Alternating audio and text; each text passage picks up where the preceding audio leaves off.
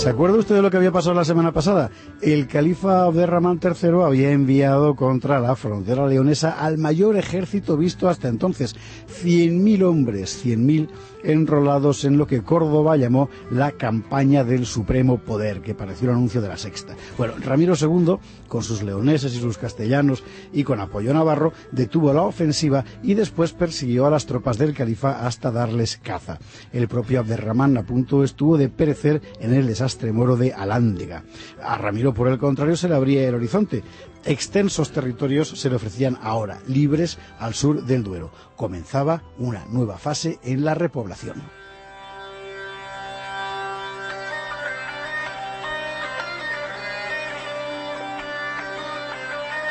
Neutralizado por el momento el peligro musulmán, Ramiro se ocupó de poner orden en palacio. Mucho había crecido el reino desde los viejos tiempos de la corte de Cangas. León era ahora una pequeña potencia europea, potencia sí, pero poco organizada.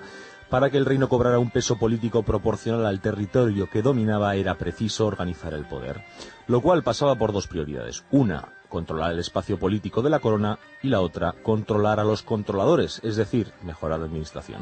Este último punto, el de la administración, debió de traerle al rey más de un quebradero de cabeza por los inevitables equilibrios que tendría que hacer entre las grandes familias leonesas, gallegas, asturianas, castellanas. En próximos episodios vamos a conocer conflictos muy serios que sin duda tuvieron su origen aquí. De momento, vamos a limitarnos a señalar que Ramiro se preocupó mucho por reforzar la estructura administrativa del reino. ¿Y cómo se hacía eso? Ante todo, reglamentando bien las distintas jurisdicciones, es decir, quién mandaba en cada sitio y con qué competencias.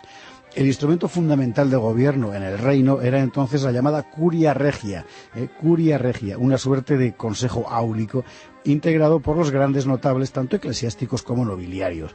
Por debajo de la curia regia había una serie de instituciones subordinadas, nacidas de forma más o menos espontánea, que atendía los negocios de palacio. Bueno, pues Ramiro se esforzó por racionalizar un poco todo esto, definiendo funciones y nombrando personas para desempeñarlas.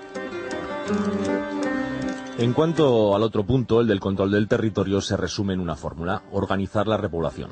Hay que insistir en la importancia de este asunto, porque cuando se habla de reconquista hay que entenderlo sobre todo así: un vasto y permanente movimiento de repoblación hacia el sur. Por un cúmulo de razones de todo género, demográficas, sociales, religiosas, políticas, económicas, los cristianos del norte sienten la continua llamada de las tierras del sur, de eso que ha empezado a llamarse la España perdida. Allí el protagonismo no es tanto para los reyes como para los campesinos, y esa es la verdadera reconquista.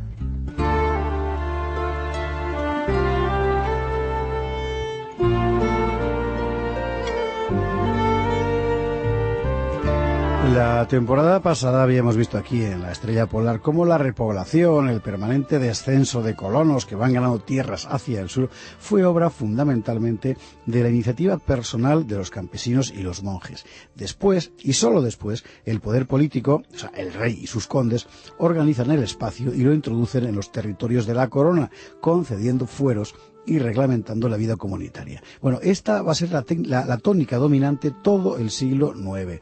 Las cosas empezaron a cambiar un poco a principios del siglo X, porque junto a la colonización privada, la de los campesinos libres, aparece ya nítidamente definida la repoblación oficial, donde la iniciativa corresponde al propio rey.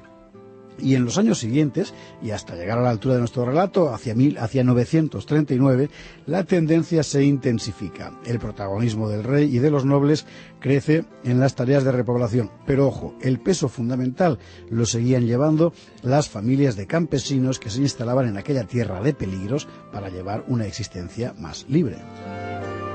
Lo que Ramiro II hace después de su victoria de Simancas es tratar de organizar el territorio que ahora ha quedado en sus manos, es decir, aproximadamente hasta la línea del Tormes.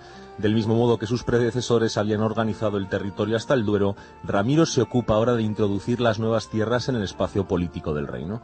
En los mapas que hoy hacemos sobre la España de estas fechas, hacia 939, suelen aparecer estas tierras al norte del sistema central como Emirato de Córdoba. No es verdad. No pertenecían al espacio político de León, pero tampoco formaban parte de las divisiones administrativas cordobesas. Eran más bien una tierra de nadie. Tierra de nadie, sí, pero no estamos hablando de un territorio deshabitado. Los colonos del norte habían empezado ya a llegar aquí y a instalarse por su propia cuenta con sus familias y sus comunidades. Lo sabemos porque Abderramán, en su ofensiva hacia el norte, esta de Simancas que hemos contado aquí, se ocupó de ir desmantelando varios núcleos de población: Olmedo, Íscar, Alcazarén, Portillo, etc. Es decir que aquí, al sur del Duero y hasta el Tormes, ya habían plantado sus reales los colonos de Castilla. Y además lo sabemos porque, recordemos, quienes toman la iniciativa para descabezar al ejército del califa en Alándega no son las tropas del rey, que en ese momento iban detrás persiguiendo a los moros, sino los serranos del norte de Guadalajara y el sur de Soria, que son los que ejecutan la emboscada decisiva. Es decir, que también aquí habían llegado los colonos, en solitario, sin castillos ni fortalezas cristianas que los protegieran.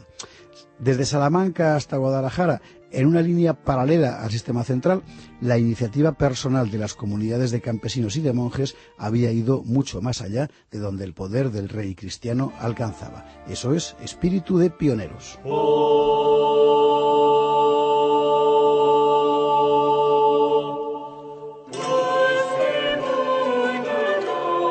Sobre esa realidad de hecho que era la presencia de colonos independientes en la tierra de nadie, Ramiro extiende una red organizadora. Él mismo asume en persona la repoblación de la cuenca del Cea en León y se ocupa de instalar en los nuevos territorios a grandes contingentes mozárabes, es decir, cristianos que habían huido de Al-Ándalus. Pero el paso más importante es la proyección de la frontera militar hacia el río Tormes. Ledesma, Salamanca, Peñaranda de Bracamonte, Sepúlveda y Vitigudino son, entre otros, lugares que Ramiro repuebla y fortifica. No son ciudades de nuevo cuño, se trata de localidades que ya conocían las azadas de los colonos, pero el rey se cuida de introducirlas en el espacio controlado militar, política y económicamente por la corona. Esta es ahora la nueva frontera del reino. Y como no hay reino grande sin manifestación externa de grandeza, Ramiro II se ocupó también de que sus súbditos vieran físicamente, materialmente, la importancia de la corona. Creó un nuevo palacio real y aumentó la corte. Junto al nuevo palacio levantó el monasterio de San Salvador, además de edificar el de San Marcelo y restaurar el de San Claudio. Este celo religioso del rey merece comentario aparte. Desde los días de Covadonga y sin paréntesis, el reino había decidido unir su identidad a la cruz. Lo que definía el reino de Oviedo I, de León después, era su condición de reino cristiano. Y no era una mera justificación política, sino que respondía a convicciones profundísimas. El propio Ramiro era un hombre de gran religiosidad. Hay una célebre declaración suya recogida en un documento del año 934 en la confirmación de los privilegios compostelanos que lo expresa con toda nitidez. Dice así: «¿De qué modo el amor de Dios y de su santo apóstol me abrasa el pecho? Es preciso pregonarlo a plena voz ante todo el pueblo católico».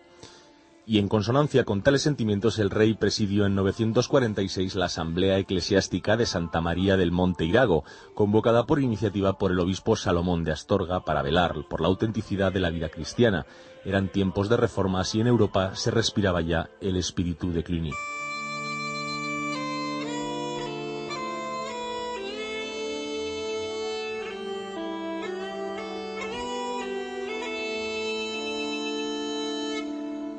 Bueno, pues este era el paisaje del reino de León bajo Ramiro. Eso sí, no se piense que la actividad guerrera había desaparecido. Los encontronazos militares con el enemigo sarraceno seguirán siendo una constante.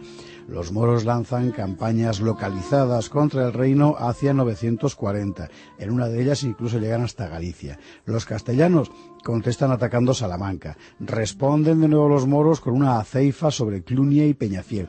Pero ninguno de estos golpes, ni de un lado ni de otro, tendrán el alcance ni la dimensión de los que hemos visto en el inmediato pasado. Más aún, hacia agosto de 941, León, Córdoba y Pamplona firman una tregua.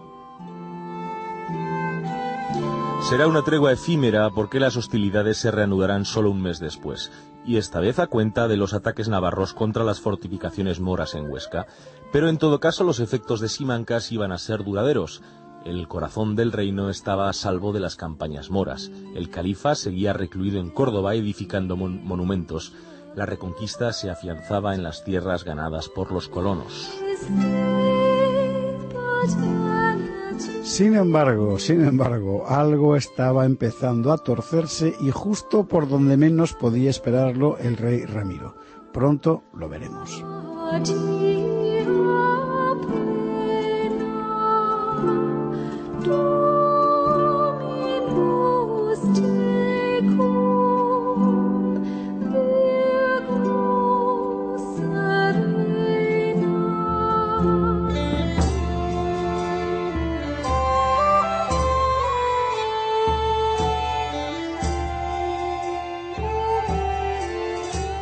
La estrella polar.